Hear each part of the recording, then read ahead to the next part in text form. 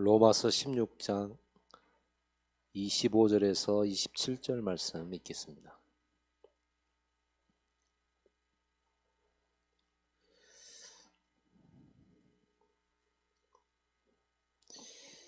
같이 읽읍시다. 로마서 16장 25절에서 27절.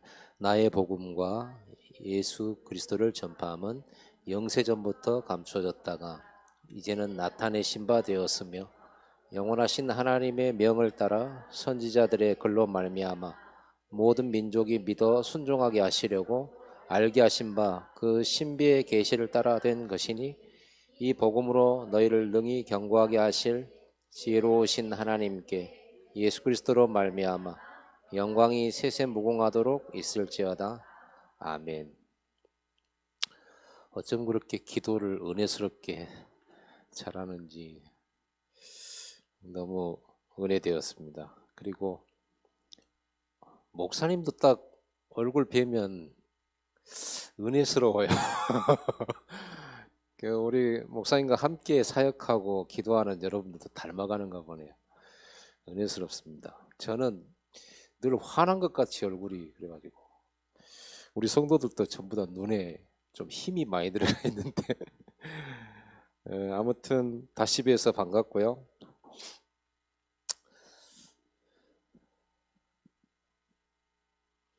오늘 정말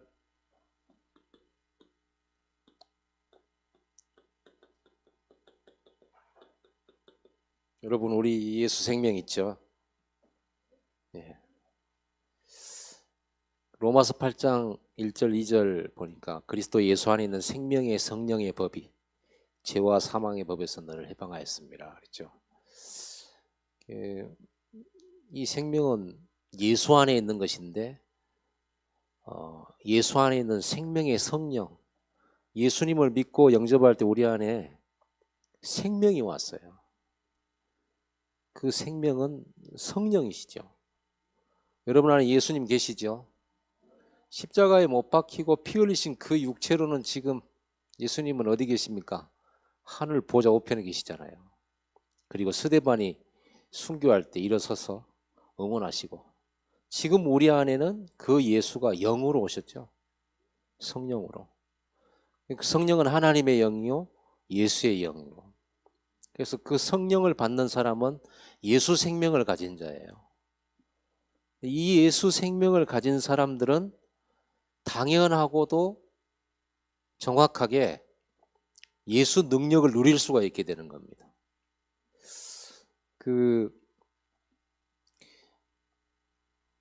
우리 지구상의 생물 중에 가장 거대한 게 있는데 그건 뭘까요? 고래, 범고래. 예, 크죠. 그거를 알아맞히신 분 대단하십니다. 근데 이거 맞히게 하려고 수수께끼를 낸 건 아니죠. 자이언트 세콰이어라고 하는 나무가 있어요. 가장 크대요. 높이가 100m. 가장 큰 나무. 그런데 이 나무가 어떻게 번식을 하냐 그러면 이 나무는 열매를 맺고 그 열매에 씨들을 퍼뜨려서 번식을 하잖아요. 근데 이 나무는 씨앗이 꼭 그렇게 소나무 열매처럼 생겼어요. 솔방울처럼 생기기는 잣 열매처럼 생기기도 하고. 그런데 언제 이 씨가 이렇게 이렇게 딱 씨방에서 나오냐 그러면요, 250도가 돼야 나온대요. 250도면은 불이잖아요. 그래서 산불이 나야 그게 터져서 씨들이 막 이렇게 퍼진대요. 신기하죠. 뭐 이제 하나님 그렇게 만들어 놓으신 것이겠는데 불이 나면 다른 나무들은 다 타져 죽잖아요. 그때 번식하는 겁니다. 그리고 그렇게 오래 살고 제일 큰 나무로. 그래서 뭐 이렇게 불 나기만을 기다리는 나무. 그 700년 전 고려 시대 때 이렇게 유적지에서 뭐가 나왔냐 그러면 연꽃 씨앗이 나왔어요. 감정을 해보니까 700년 된 씨앗이에요. 이것을 심어가지고 싹을 틔워가지고 연꽃 나무 꽃도 피우고 열매도 몇 개 이렇게 만들었더라고요. 그럼 그동안에 이 씨앗은 왜 발화하지 않았을까요? 이유는 단언하죠. 조건이 안 됐기 때문이에요. 보니까 저는 이렇게 그 나무들에 대한 이야기를 좀 이렇게 봤는데요. 참 다양하게도 번식을 하더라고요. 민들레 같은 경우는 바람을 기다리잖아요. 바람이 불면 날아가기 좋도록 그렇게 돼 있고요. 또 어떤 경우에는 그 씨를 먹으면 그 씨방이 하늘을 향해 이렇게 딱 온폭하게 이렇게 벌리고 있어요. 비가 떨어지는 순간 이게 튀어요. 탁 튀어서 날아가는 거예요. 하나님께서 그런 생물들도 번성하라고 시스템을 그렇게 주신 거죠. 그래서 그걸 보면서 과연 정말 하나님의 자녀들인 예수 생명 가진 우리는 나무보다도 더 당연하게 세계 정복하게 되어 있구나. 저는 그런 환경을 보면서 그렇게 느껴졌어요. 당연한 건데 우리는 되게 이런 생각하잖아요. 할 수 있을까? 세계복음만 할 수 있을까? 전도할 수 있을까? 정말 서밋 될 수 있을까? 정말 오늘 또 기도 속에 목회자의 오른팔 되고 렘넌트의 발판 되고 이런 중요한 역할들을 정말로 내가 감당할 수 있을까? 지금 환경이나 조건들은 너무 안 좋은데 우리 모습 보면은 정말 낙심할 수밖에 없는 그런 모습들이 많잖아요. 우리 안에 예수 생명을 주셨습니다. 이 DNA는 당연하고도 정확하게 열매 맺게 돼 있어요. 이 생명은. 아멘. 나무도 열매 맺는데 그것도 뭐 농부들은 잘 알잖아요. 농부들은 30배, 60배, 100배 열매를 맺는다는 말을 기적이라고 안 해요. 당연한 거죠.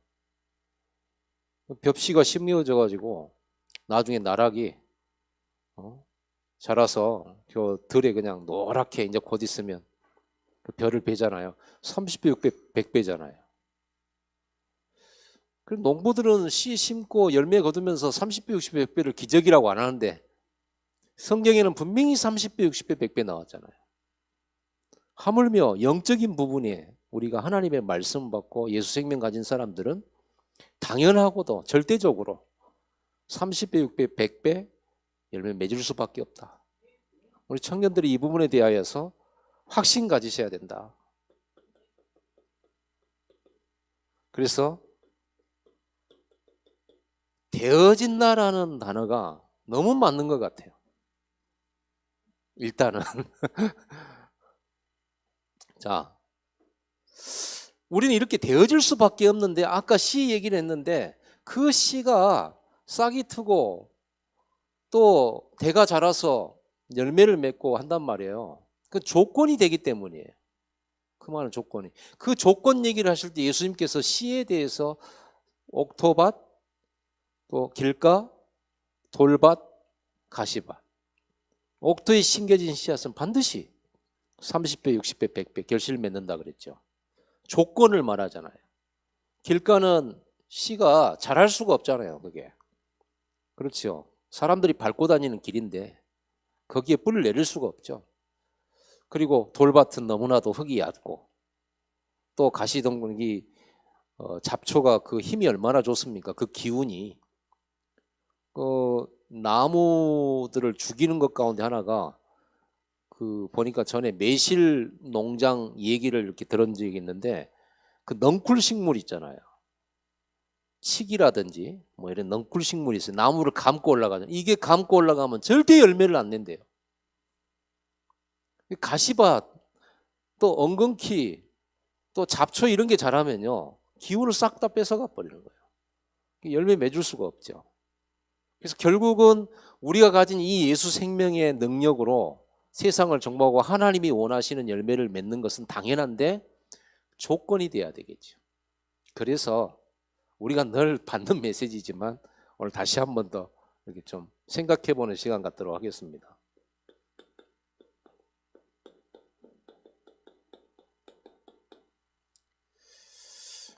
성경에 가장 강조하고 있는 부분 중에 하나가 구원 다음으로 기도입니다. 그리고 기도 응답에 대한 많은 약속들을 해놨어요. 그래서 우리가 기도하는 것은 너무나도 당연하고 또 감사한 일이고 반드시 응답받게 돼 있죠. 그런데 우리가 이 5가지를 모르고 기도하면 그 기도가 너무 틀렸다는 걸 알게 되잖아요. 첫 번째는 뭐라고 그랬습니까? 감사가 없는 기도, 기도 아닙니다. 왜냐 그러면요, 왜 우리가 감사라고 하는 이 부분을 빨리 찾아야 되는가 하면, 우리는 모든 것이 어디에서 나옵니까? 하나님이 우리에게 주신 약속이 있잖아요. 하나님 우리에게 주신 약속은 그리스도인데 그리스도 안에서잖아요. 하나님께서 우리에게 그리스도를 주셨다. 그래서 우리를 구원하셨고 하나님을 만나도록 하셨고 하나님과 영원히 동행하도록 하셨죠. 이 그리스도 안에 들어온 사람에게 주신 모든 좋은 것, 그게 하나님의 약속 아닙니까? 그리스도 안에서 하나님의 모든 능력, 하나님의 사랑, 하나님의 은혜, 그렇죠. 그 모든 것을 우리가 누릴 수 있는 방법이 그리스도 안에잖아요. 신령한 복이 그리스도 안에서 나오잖아요. 여러분들은 이미 이 언약을 붙잡았고 그리스도 안에 있죠. 아멘. 이 안에서 우리가 약속받은 축복이 구원 아닙니까? 이 구원은 어떤 것입니까? 구원을 우리가 얘기하면은 여러분 배운 대로 과거, 현재, 미래 문제 해결, 모든 문제 해결되는 게 구원이잖아요. 과거도 현재도 미래도. 그렇다고 하면 이 구원이라는 단어를 모르고는 기도할 수가 없는 겁니다. 옛날에 제가 어렸을 때부터 교회를 나갔었는데 나가가지고 기도하는 게 주로 잘 되게 해달라는 거죠. 잘 되고 성공하게 해주시고 또 뭐 이렇게 뛰어나게 해주고 돈도 많이 벌게 해주고, 그래서 뭐 하나님께 11조도 많이 드리고 또 교회에 도움도 되고 하나님께 영광 돌리는 이런 것도 하고 싶고 그렇게 기도하는데, 중요한 거는 그게 아니더라면 어느 날 그게 기도 응답 같은데 기도 응답이 아니에요. 왜냐 그러면은 그 남묘호랑개교 아시죠? 이 사람들 기적 일으키는 사람들이에요. 제가 중고등부 전도사 할 때 내가 가르치던 아이 중학생 부모님 중에 아버지가 남묘호랑개교 거기 들어가 가지고 다리를 절고 다니신 분이 걸어 다니셨다니까요. 실제로 남묘호랑개교 그 주문 외우잖아요. 제목 외운다고 그러잖아요. 또 어디 병원에 가서 이렇게 진짜를 기다리면서 뭐 책자가 있길래 봤는데 불교에서 나온 책자예요. 그래서 이게 돌고 뭐 몇천 배 기도하다가 나은 얘기만 쭉 설명해 놨더라고요. 그리고 우리가 예수 믿고 기도해 가지고 내가 치유됐다 이런 얘기가 불신자들에게 과연 우리가 예수가 그리스도라는 증거겠냐? 예수 안 믿어도 나온 사람인데, 절에 가도 나온 사람이 있는데, 그렇다고 하면 우리가 병 나았다, 기도해서 병 나았다, 물론 응답이겠지만 이게 진짜 하나님이 원하시는 거냐, 방향이 맞냐 라고 했을 때는 우리가 아직 조금 육신적이고 나 중심, 물질 중심, 성공 중심을 벗어나지 못한 기도 제목이다. 그래서 우리가 이 부분을 먼저 빨리 발견해야만 제대로 된 기도를 할 수 있지 않겠습니까? 제대로 된 기도를. 그래서 구원이 뭡니까? 전혀 변함없는, 누구도 막을 수 없고 바꿀 수 없는 영원한 하나님의 은혜요 축복이잖아요. 바꿀 수가 없잖아요, 이거는요. 그래서 이 구원 안에서 모든 게 나오잖아요. 그리스도 안에서 구원이 나오고 구원 안에서 여러분의 모든 생애 모든 것이 나온다. 하나님의 좋은 것들이. 그렇다고 하면 우리는 다 가진 거거든요. 아멘. 그러면 24시 우리 하나님께서 나와 동행하신단 말이에요. 24시. 그러면 문제가 왔다, 문제 갔다 이런 문제가 우리에게는 기도의 제목이 아니고 우리는 그 속에서 하나님의 계획을 찾고 응답을 찾고 숨겨진 놀라운 은혜들을 찾는 거잖아요. 구원을 찾는 게 아니잖아요. 문제 해결을 찾는 게 아니잖아요. 그래서 문제 해결에 대한 기도가 아니라 우리는 하나님의 언약을 이루는 기도를 찾아야 되겠죠. 그렇게 본다 그러면 우리는 인생 모든 문제가 사실 끝난 거예요.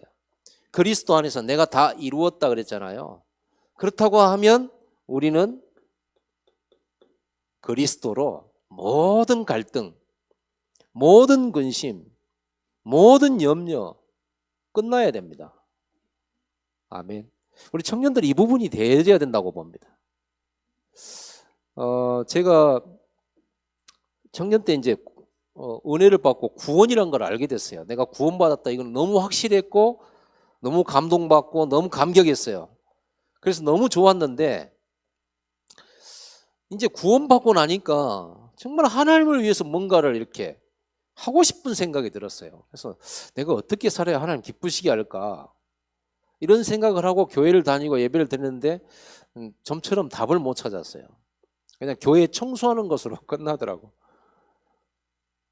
그러다가 좀 제대로 좀 내가 하나님의 계획을 알아야 되지 않겠냐 이런 생각 때문에 청년 때 아직 결혼도 하기 전이고 직장도 없을 때고 이럴 때 새해 1월 1일 되면요 1주 혹은 2주 동안 기도원을 들어가요. 우리 교단 기도원이 무등산에가 있어요. 목사님 아시려고 보면 정규호 목사님 그분이 거기 이제 계시죠. 거기 가가지고 골방을 얻어가지고 거기에서 이제 금식하면서 기도하는 겁니다. 나를 위한 하나님 계획 찾으려고요. 그리고 책도 몇 권 이제 기독교 서적 가가지고 책 가지고 성경하고 또 찬양하려고 기타 들고 들어가서 2주 동안 굶으면서 금식하면서 기도하고 은혜 충만히 받아요. 그런데 그렇게 충만하고 뭔가 하고 교회 오면 할 게 없어요. 그러고 한 2주 3주 지나가는 은혜도 떨어지고 할 게 없어요. 어느 날 우리 교회에 유광수 목사님 오셨다니까. 집회를 하셨어요. 거기에서 전도 얘기를 하셨어요. 다락방 얘기를 하셨고 그러고 나서 이제 제 인생이 바뀐 거예요. 완전히. 구원 다음으로 내 인생의 방향이나 목적과 가치관이 완전히 전도 쪽으로 바뀐 거죠. 여러분 진짜 전도 안에 다 있습니다. 이거를 우리가 찾아야 되거든요. 산업 안에서 내가 뭔가 돈 벌어가지고 교회에 헌금하고 선교하는 게 아니고 전도 안에서 산업을 해야 되는 거예요. 전도 안에서 내 인생의 모든 답과 이유를 찾아야 되는 거죠. 심지어는 결혼도 그래요. 전도 안에서 답 찾지 못하면 가정과 후대와 또 그리고 나의 산업과 재능과 달란트 전혀 의미 없잖아요. 그런 의미에서 본다면 구원받는 순간 끝나버렸잖아요.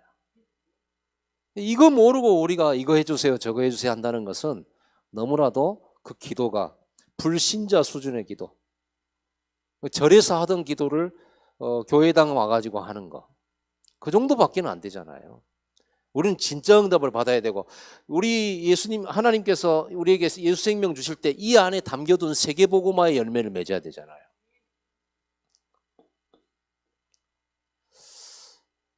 이 감사를 가장 잘 누렸던 사람이 누굽니까? 구약의 대표적인 인물로 다윗 같은 사람이에요. 찬양했잖아요. 시를 만들고 찬양하고. 근데 가장 고생이 많았던 사람이 또 다윗이잖아요.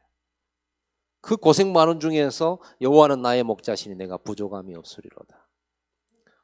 이걸 가지고 있었다는 말이에요. 언약 안에서의 참된 감사가 있었어요. 그리고 신약에서 또 대표적인 인물이 누굽니까? 바울 아닙니까? 가장 고생 많이 하면서 전도한 분 아닙니까? 그런데 다윗이 가장 감사를 많이 했죠. 범사에 감사하라 그랬잖아요. 이 답 나와야만 우리가 기도를 알 수가 있는 거예요. 그래서 기도부터 하는 것이 아니고 우리는 이 부분부터 답을 찾아야 돼요. 그래서 우리 그 새 가족이 생기거나 현장에 전도해 가지고 교회에 오신 분들이 그 다른 절에서라든지 뭐 다른 종교를 가지고 오신 분들은 막 기도하려고 하거든요.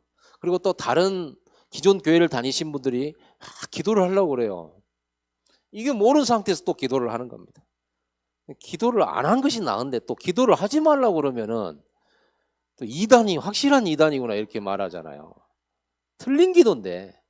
그래서 여러분들이 조용히 정말 영적 서밋의 시간을 가지면서 그리스도 안에서 모든 걸 끝내는 감사를 늘 회복하셔야 돼요.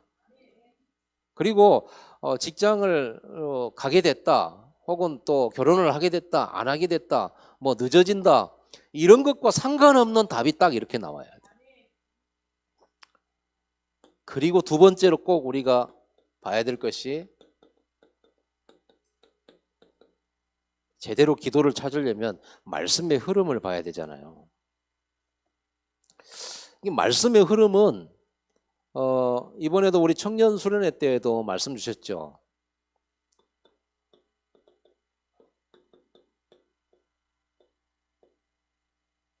메인스트림, 주요 흐름을 잡아야 돼. 하나님의 메인스트림을 잡아야 된다. 이 흐름을 보는 겁니다. 우리가 말씀의 흐름을 보지 못하고 이것저것 잡아버리면 안 되잖아요. 이걸 가지고 올인해라 그랬잖아요.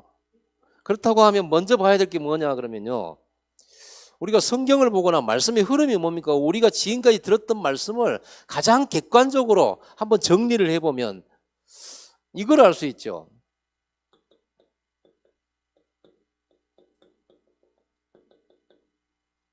반복되는 역사. 어떤 반복입니까? 오래된 영적 문제. 이 문제를 해결하지 못하면 반드시 오는 재앙. 우상숭배와 분쟁과 전쟁과 그리고 포로되고 속국되는 이런 재앙들. 그때마다 하나님은 선지자를 보내가지고 올바른 복음을 전해주시고 돌아오라고 하셨죠. 그러면 회개하고 다시금 하나님이 은혜를 베푸셔서 회복시켜 주셨는데 또다시 이리로 돌아가잖아요. 복음을 잃어버리고 언약을 놓쳐버리고. 그게 이스라엘 역사 아닙니까? 반복되는 역사. 그렇다고 하면은 우리가 이 반복되는 역사의 흐름 속에서 이 재앙과 저주를 막는 확실한 답을 우리는 얻을 수가 있잖아요. 여러분 이미 다 알고 있잖아요. 재앙과 멸망을 막는 불변한 해답이 있잖아요. 뭡니까? 138 아닙니까? 그리스도 말고는 이걸 막을 게 없어요. 정치를 잘해갖고 얘기를 되는 게 아니거든요. 이게 성경의 말씀의 흐름 속에서 보여주고 있는 분명하고도 극명한 내용이에요.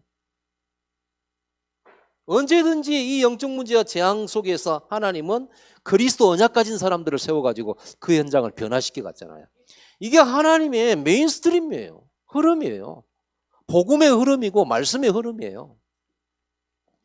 이 속에서 우리는 뭘 찾을 수가 있죠? 하나님이 나에게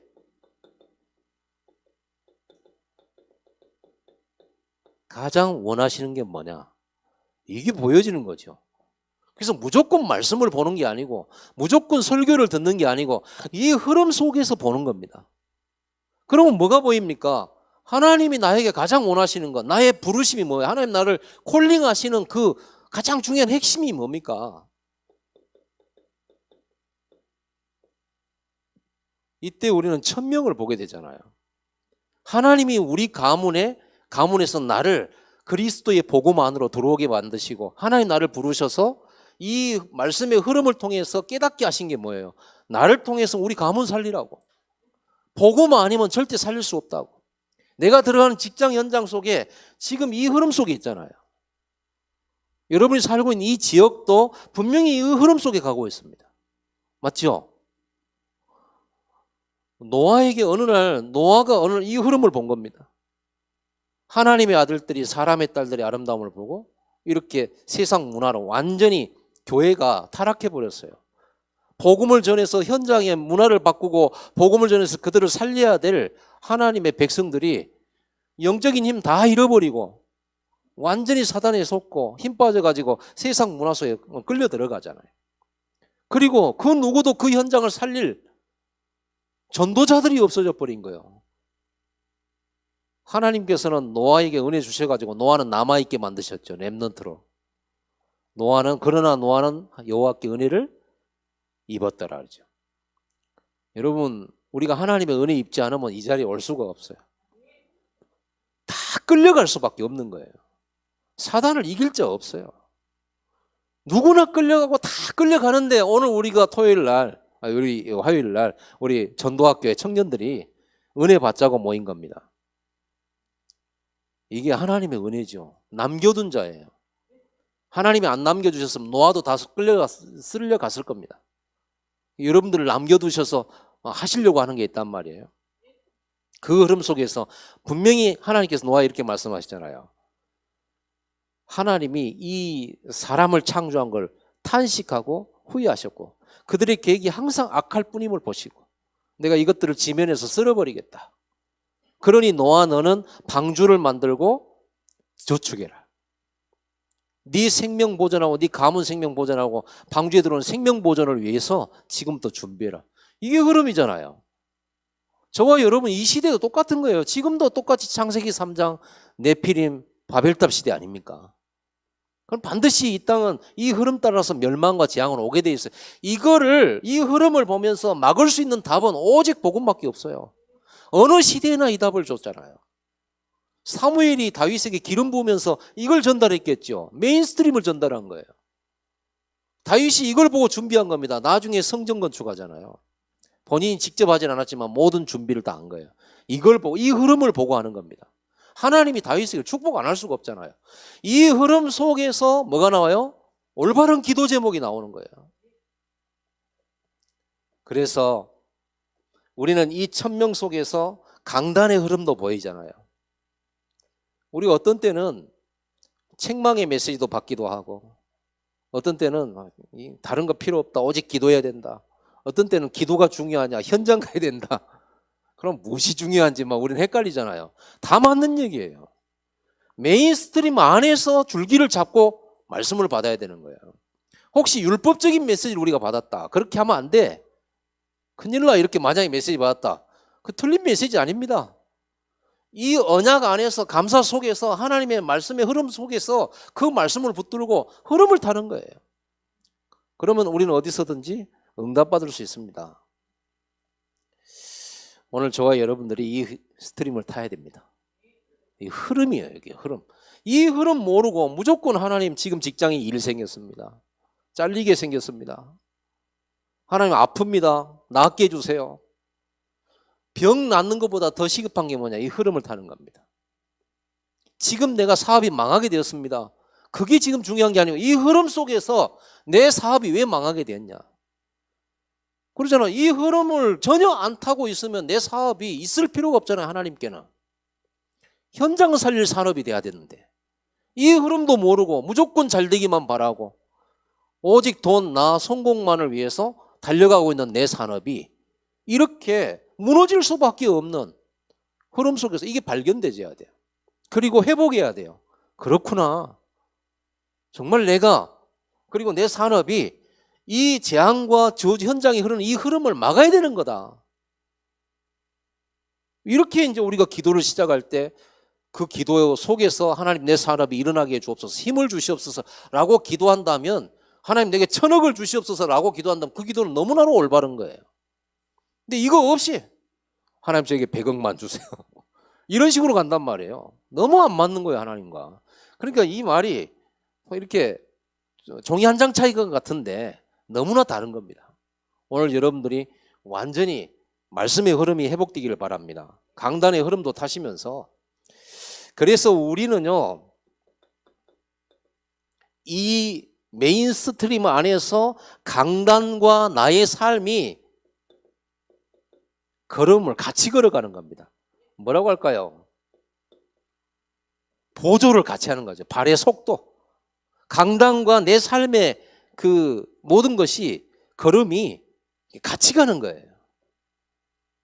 내가 늦다 그러면 좀 더 말씀을 보고 한 걸음 좀 빨리 움직이면 돼요.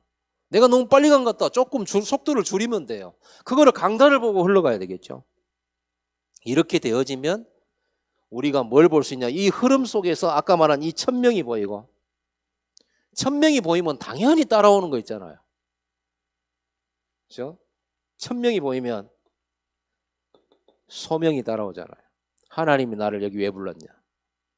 하나님이 나에게 가장 원하시는 것이 이것인데 지금 나는 어디에 있냐. 소명이잖아요. 그렇다면 내가 이곳에서 해야 될 일이 뭐냐. 사명이죠. 어떻게 하냐. 내가 무엇부터 해야 될 것이냐. 당연한 것부터. 그러면 필연 절대 나오는 거고. 그렇죠. 이 속에서 일심전심지속이 나오고, 오직 유일성 재창조 나오고, 어떻게 하냐. 24시로 들어가는 거다. 보여지니까 하는 거죠. 우리는 이걸 보면서 진짜 기도를 시작해야 되는 거예요. 이 흐름 속에서. 할렐루야. 이 말씀의 흐름을 흐름을 탄 사람이 사무엘, 다윗 아닙니까? 사무엘이 이 흐름을 가지고 다윗에게 설명한 거예요. 지금 이 나라가 지금 전쟁이 오고 언약궤는 잃어버렸고, 지금 이게 복음을 잃어버린 종교인들, 지도자들 전부 지금 영적으로 지금 무너져 있다. 이 속에서 말씀을 주는 거예요. 우리가 옛날 애굽에서 빠져나올 때 그리스도 언약 붙잡았을 때 하나님이 애굽을 치시지 않았냐. 하나님이 그 언약 붙잡았던 우리 민족에게 홍해를 길로 여시지 않았냐. 메마른 광야도 가게 하시고 가나안 땅을 정복하게 하셨다.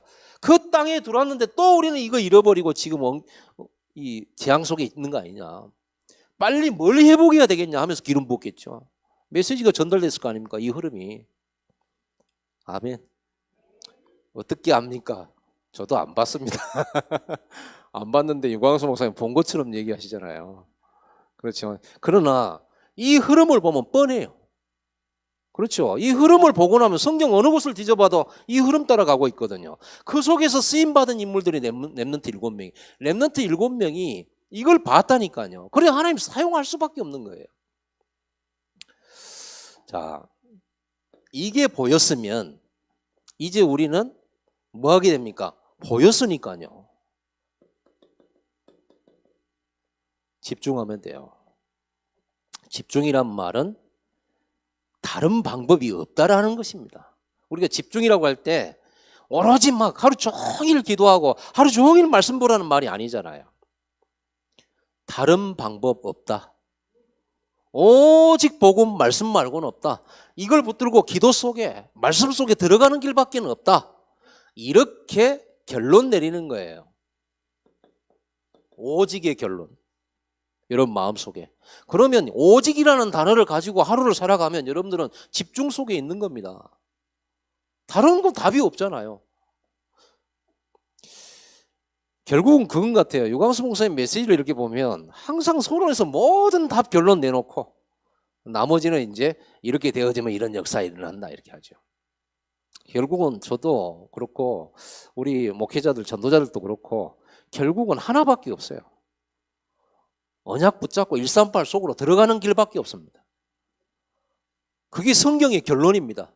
사도행전 1, 2, 3장이 완전 결론이에요. 그것 말고는 말해줄 것도 없고 중요한 것은 이게 이제 실천이 잘 안 된다는 거예요.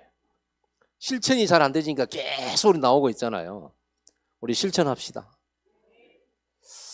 아침에 여러분들이 일어나서 말씀 보고 또 이렇게 기도 속에 들어가야 되잖아요. 저는 유광수 목사님처럼 눈 떠가지고 출근할 때까지 막 계속 이렇게 안 되지더라고 나는. 그래서 작은 목사죠 저는. 그런데 이거를 우리 청년들이나 우리 렘넌트들이 이 말씀의 흐름을 타려면은 조금 아침에 일어나서 여러분 카톡으로 그 기도 수첩 메시지 혹시 주고받고 하지 않습니까? 요즘은 이제 이게 이제 유행이잖아요. 지금 시대가 시대인 만큼. 그런데 거기에 영상이 뜨잖아요. 저는 아침에 일어나면 무조건 영상 틉니다. 그리고 메모할 준비를 합니다. 이 기도첩에 나오는 영상은요, 보통 3개월 전 유목사님 메시지예요. 그것이 계속 흘러오잖아요.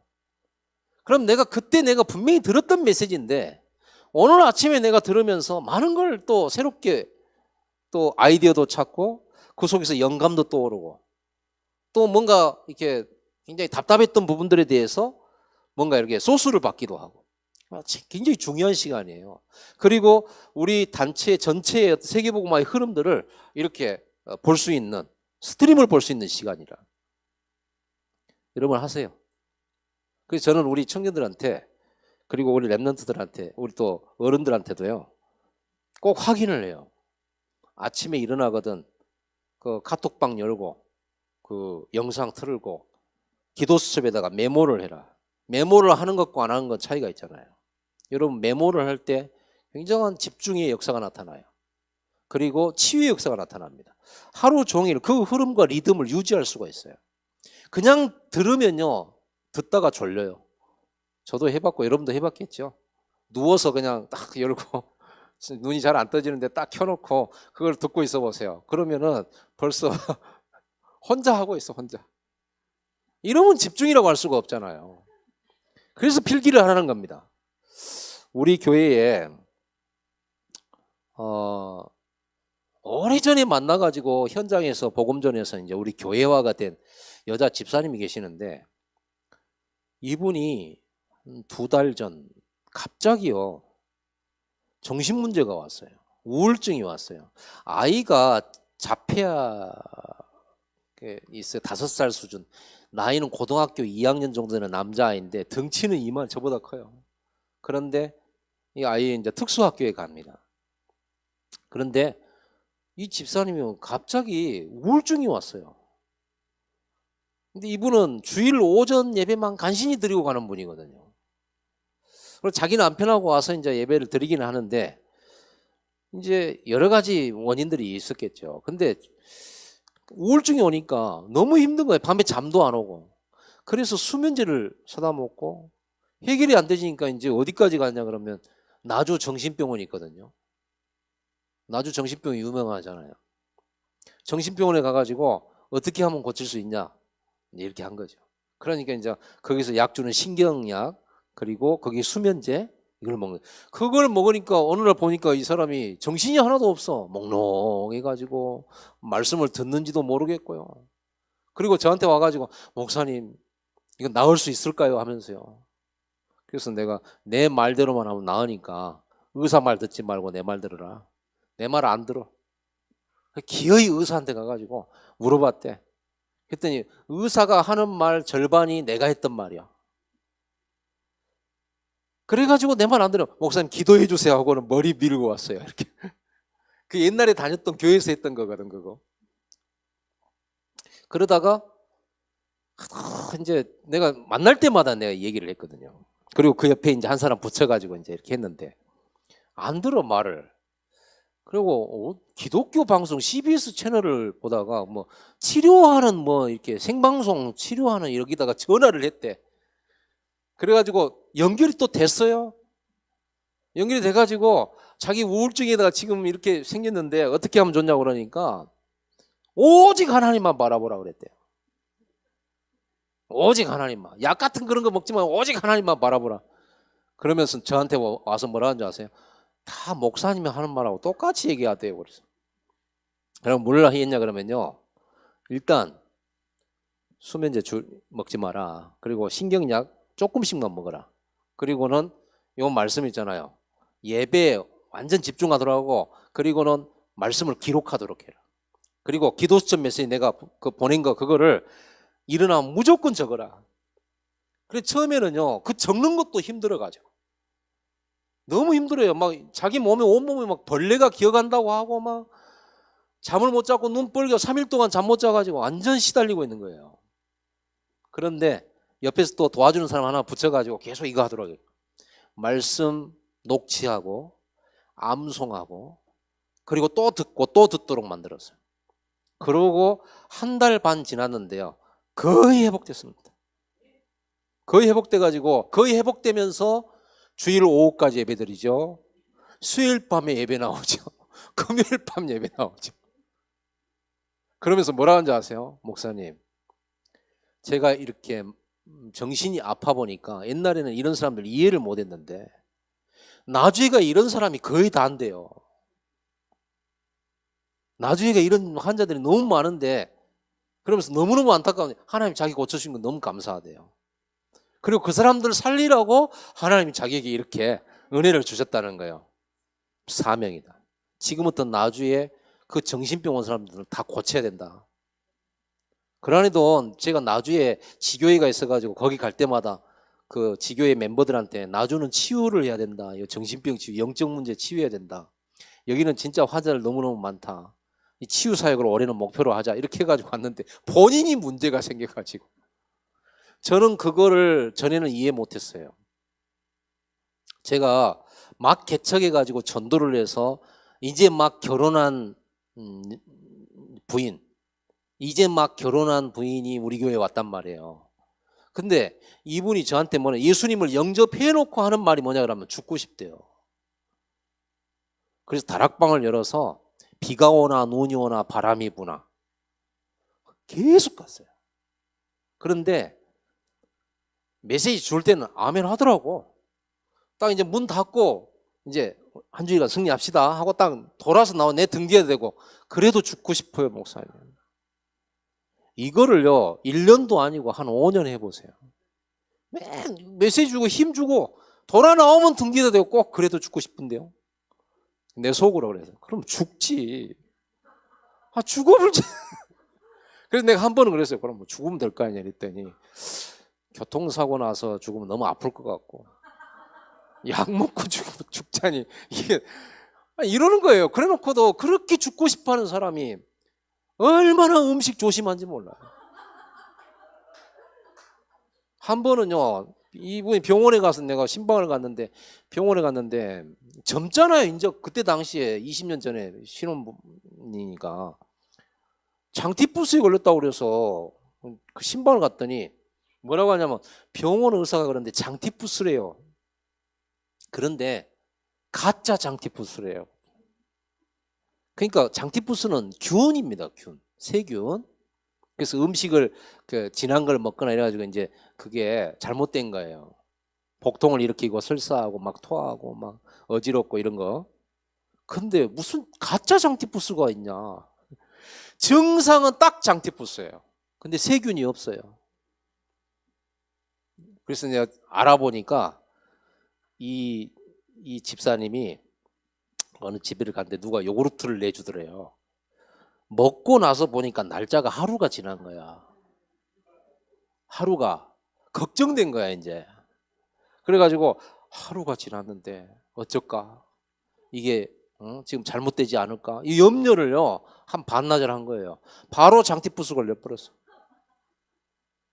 기가 막히죠. 이게 생각입니다. 그때 저는 그런 환자를 이해를 못했어요. 왜 그 생각이 안 바뀔까?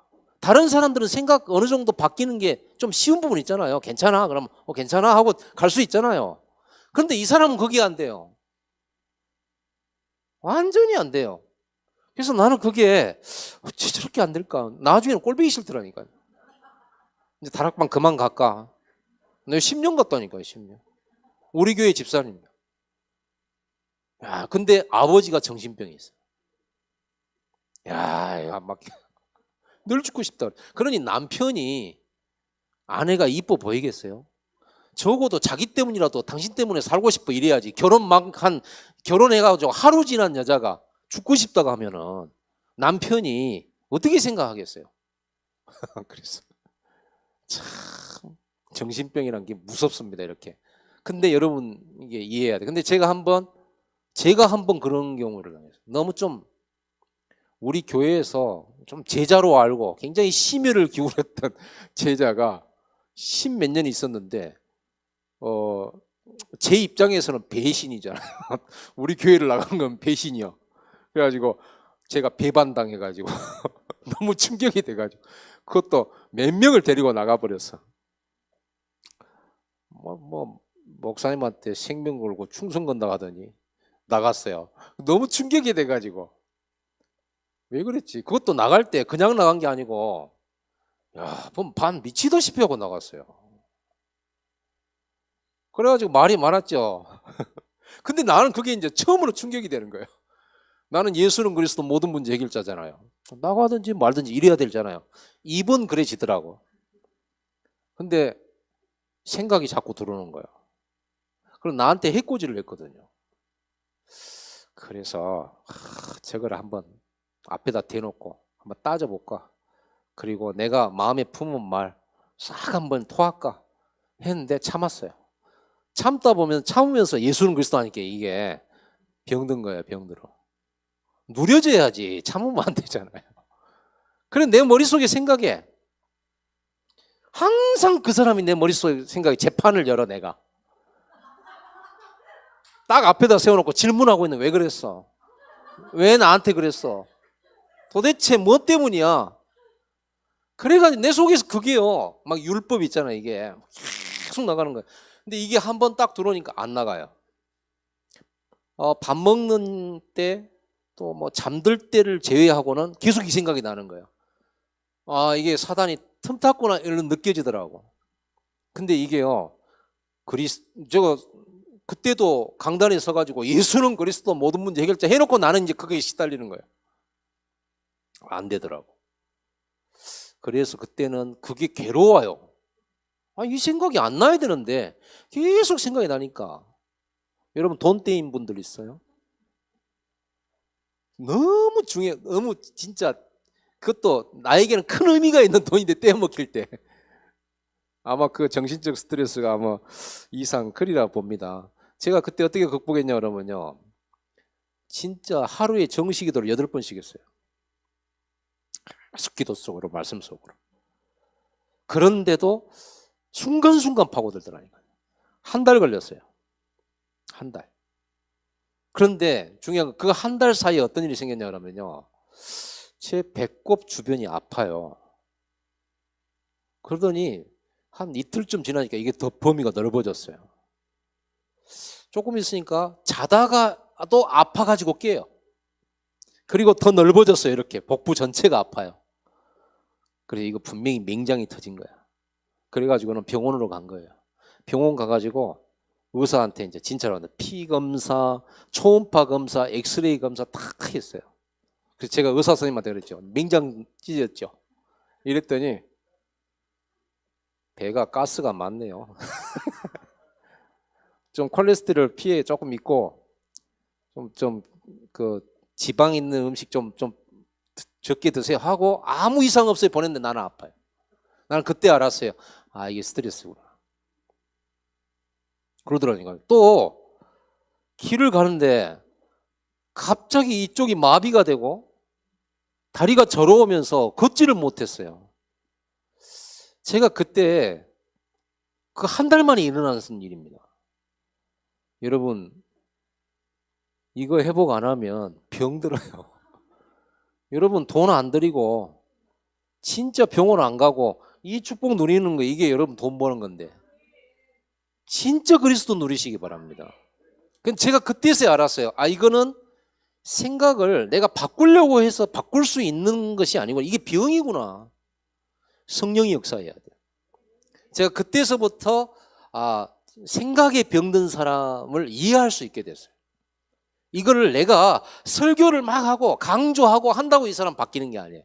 어디로 들어가야 되냐면요, 오직 복음과 말씀으로 들어가면 치료돼요. 우리 교회에 2사람이 나왔어요 이번에. 그런 사람이, 하나는 청년, 하나는 아까 그 집사님. 야, 생각이 안 바뀌어요. 근데 지금 조금씩 이기고 있어요. 청년은 좀 늦어요.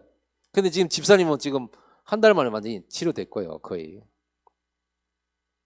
여러분 이거 하셔야 됩니다. 말씀 기록하고 듣고 꼭 하셔야 돼요. 아니, 그분들이 예수 영접 한두 번 한 게 아니에요. 내가 틈만 나면은 시키니까. 왜냐 그러면은, 아니, 제일 제가 염려스러운 게 높아심이 뭐냐 그러면, 아니, 분명히 예수 영접시켜 교회 와서 다락방 메시지 다 듣고 나중에 완전히 엉터리처럼 돼버린 사람이 있더라니까요. 복음도 뭣도 없어요. 그래서 충격이 됐어. 그 다음부터는 의심스러운 눈으로 보죠. 구원 받았을까 이런 생각. 그래서 만약에 다른 교인이라도 전도하다가 만나면은 확인해 보거든요. 제가 확인해 봐요. 진짜 하나님 만났는지, 진짜 구원 받았는지. 그럼 구원 받았다고 하는 사람도 있지만 거의 기존 신자 구원 이런 거 잘 모릅니다. 그래가지고는 구원 받았다 그러면 구원이 뭔지, 뭐 죄 문제 해결, 죄는 어떻게 해결되는지, 무슨 죄가 있는지 계속 파고 들어가가지고 나중에 계속 파고 들어가면 평신도들은 뭐 대답할 게 궁색이지잖아요. 목사들이 신학을 배우고 하는 거지만 제대로 훈련 안 받은 사람은 이거 대답 잘 못해요. 그러면 불신자 만드는 거지 내가. 다시 영접시키고 바라고 뭐 생명 없는 거야 하면서 이 정도로까지만 아무튼 가네요. 왜냐하면 혹시라도 천국 가면 없을까 봐 이 사람이 그러잖아요. 여러분 분명히 성경에는 예수님을 했다니까요. 말세에는 교회에 염소도 있고 양도 있다라고 그랬어요. 그 교회라고 교회 범주 안에는 여러분의 교회도 포함되어 있어요. 그렇다고 하면 이거 보통 심각한 일이 아니잖아요. 혹시 본인이 염소인지 한번 생각을 해보셔야 돼요. 이걸 가지고 완전 오직으로 집중하는 겁니다. 아멘. 다락방 속으로 들어갔어요. 집중이에요. 다락방이 집중이잖아요. 마가의 다락방에 모여가지고 마음을 갖춰야 저녁 기도에 힘쓰더라 그랬잖아요. 오직. 그리고 여기에서 이제 여러분들이 아까도 말했다시피 말씀 녹취라든지 또 암송이라든지 이 말씀 이거 중요한 겁니다. 꼭 하셔야 돼요. 그리고 여러분 혹시 병들거나 이렇게 마음에 생각이 병들고 생각 못 바꾸는 환자들 있잖아요. 꼭 시켜야 됩니다. 그러면 금방 치유돼요. 흑암시력 완전히 무너집니다. 그리고 말씀 듣다가 완전히 제자 됩니다. 갈급한 사람들은요. 이때 뭐가 바뀌냐면 우리가 알고 있는 각인, 뿌리, 이 체질들이 바뀌어요. 집중하면서. 성경에는 언제든지 쓰임받은 일꾼들은 언제든지 이 속으로 들어갔어요. 그 다니엘 같은 사람도 히데길 강가에서, 사도 요한은 반모섬에서, 모세 호렙산에서, 그렇죠. 초대교회 감람산에서 완전 집중하는 겁니다. 이걸 가지고 이 흐름 속에서 집중할 때 제대로 된 치유가 일어나요. 치유가 일어나면은 영적 상태가 바뀌죠. 그리고 영적 상태가 바뀌면서 현장이나 나에게 답이 보이죠. 그러니까 여러분 이 속에 있는 요셉은 어떤 상태입니까? 형님들이 나 팔았다. 나는 정말 재수 없고 버림받은 사람이야. 이 속으로 안 들어가잖아요. 하나님이 나를 언약 이루시려고 형님들을 통하여서 내가 애굽으로 왔구나. 또 이번에는 시간표가 이제는 감옥으로 갈 시간표구나. 이렇게 순간순간 답을 찾는 겁니다. 그러니까 이 영적 상태가 되니까 유혹당하지 않죠. 우리 체질이 물질 중심, 성공 중심이잖아요. 그럼 우리가 예배 드리고 실컷 은혜 받아도 현장에 가가지고 위기 만나거나 돈에 궁색해지면 유혹당하거든요. 불법 안 해야 되는데 불법 속으로 빠져 들어간다니까요. 그건 못 막아요. 그런데 여러분들이 이 속에 있으면 안 흔들립니다. 큰 돈이 와도 그게 뭐 응답이냐? 이렇게 되거든요. 누가 막 굉장한 걸 제안하는데 보니까 성령 인도가 아니다 그러면 아니요. 내가 하나님 앞에 응답 받을 거야. 이렇게 가는 거죠. 이게 안 되지니까 우선에 막 조급한 마음. 그렇게 되죠. 조급하면 여러분 성령의 인도받기가 어렵잖아요. 그래서 여기에서 진짜 몸도 치유되고 마음도 치유되고 생각도 딱 이렇게 치유가 되는 겁니다. 회복이 되는 거예요. 참 저도 이번에 제가 낚시를 좋아하거든요. 그래가지고 지난주 월요일 날 목포에 가서 갈치 낚시를 했어요. 저도 갈치 낚시는 처음 해봤어요. 배에 올라가가지고 이제 다 뭐 낚싯대랑 다 줘요. 꽁치 끼워가지고 이제 내려가지고 딱 이제 대끝을 보면은 물면 이게 내려간단 말이에요. 그래서 우리 목사님들하고 같이 가서 이제 밤에 갈치는 밤에 잘 무니까 가서 낚시를 하는데 제가 제일 적게 잡았어요. 다른 낚시는 내가 항상 많이 잡거든요. 근데 갈치 낚시는 내가 처음이고 뭐 감을 못 잡겠어요. 이러고 있는데 낚싯대가 갑자기 확 휘어요. 그럼 물었구나 싶하고 딱 올리면은 없어요. 그러니까 옆에서 우리 목사님들이 그래요. 잘 낚인 목사님들 뭐라 하냐면 좀 기다리세요. 지금 먹기도 전에 지금 갖다 채버리는 거 아니냐고. 근데 내 마음에는 지금 이게 대가 쏙 들어가니까 그때 채야 되는 거 아닌가 말이야. 보통은 다른 낚시는 그때 들어갈 때 채는 거거든요. 근데 이 갈치는요, 그게 아니야. 그 보니까 이 사람들 보니까 충분히 먹도록 만들더만. 근데 나는 못 견뎌. 마치 놓칠 것 같아 지금. 그래가지고 거기서 회개를 많이 하고 왔습니다. 내가 나를 아직도 버리지 못하고 이렇게 조급하구나 성격이. 저거 빨리 잡으려고요. 좀 먹도록 놔두고 여유 있게 땡기면 될 텐데. 아멘. 조급은 뭐 정신병은 약이, 우울증은 약은 있지만 조급증 뭐 약 없다면서요. 이 목사님 얘기합니다. 그러니 성령 인도를 못 받는 거예요. 이게 치유가 되어지면 보이잖아요. 이때부터 이게 보인다. 이렇게 말씀. 균형이, 우리 삶의 균형이 일어난다. 하나님의 말씀과 나와 나의 현장이 딱 맞아떨어져. 사실 여러분 현장은 전부 하나님 준비해 주신 겁니다. 구원받은 여러분들에게 이 예수 생명, 예수 능력의 역사의 증인으로 세우기 위해서 하나님이 만세점 또 오늘 했잖아요. 감춰졌던 거. 이제 복음이 감춰졌던 거라 이제 우리 안에서 드러났잖아요. 이제 복음 가진 여러분들을 통해서 여러분의 현장에 그 복음이 현장에 드러나는 거거든요. 요셉의 현장 속에 뭐가 드러나냐 그러면 하나님이 전부터서 준비해놨던 현장이었어. 알고 보니까 이 보디발과의 만남도 하나님 준비된 거고, 감옥에 간수장이와 만남도 준비됐고, 그 정치인과도 만남도 다 준비해놨어요. 그런데 우리가 237개 나라 이 메시지가 왔을 때, 야, 이건 꽉 진짜 나에게 주신 메시지야라고 여러분들이 탁 가슴에 그렇구나, 딱 나네, 이렇게 느껴집니까? 한 237개 나라. 나는 일본 사람도 못 만나봤는데 뭐 우리 사업장에 일본인도 없고 여러분 그렇게 생각할 수 있잖아요. 아닙니다. 자세히 보면 있습니다. 이게 하나님의 말, 성전 건축이 나하고 상관없는 것 같은데 알고 보면 하나님께서 성전 건축 때문에 나를 그 자리에 있게 하신 게 보여요. 고난 속에서도 보여요. 이게 언제 보이냐 그러면 이 감사 말씀의 흐름, 집중과 치유되고 나면 보여요. 이게 성령의 역사로만 보인 겁니다. 여러분 여기까지 가시기 바랍니다. 그럼 강단에서 목사님 메시지 하시면 딱 정확하게 나와 맞아요. 생각해 보세요. 예수님께서 승천하실 때 뭐라고 했냐면 예루살렘과 온 유대와 사마리아 땅끝까지 천하 만민에게 모든 족속으로 제자 삼으라. 너무 안 맞는 얘기라. 갈릴리 어부들이잖아요. 실제로 오순절 마가다락방에 하나님 성령 부으셨을 때 그때 15나라 사람들이 모였잖아요. 모여서 뭐라고 했냐 그러면 저 사람들이 갈릴리 사람들 아니냐 이랬어요. 갈릴리 사람들이란 말은 별로 그렇게 매력적인 동네가 아니거든요. 시골이고 뭔가 거기에서 대단한 게 나올 리가 없고, 그리고 또 막 저렇게 멋있게 복음을 전하는 이 하나님의 큰 일을 말하는, 그리고 더군다나 자기 나라 말로 알아들을 수 있게 한다는 저 엘리트들도 아닌데 말이죠. 외교관도 아니고.